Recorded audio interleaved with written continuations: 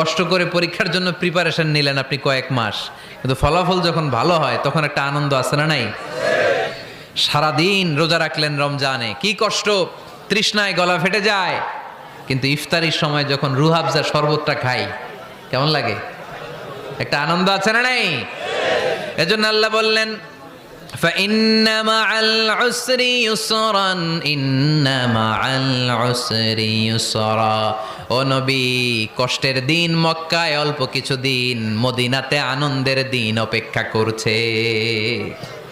আমাদের জীবনে যদি দুঃখ কষ্ট আসে আমরা ধৈর্য ধরবো, তাওয়াক্কুল করবো একজনের উপর, তিনি কে? কারণ আমরা বিশ্বাস করি কষ্টের দিন এটা চিরকালের জন্য নয়, সামনে আনন্দের দিন আমাদের জন্য সেট করে রেখেছে কে?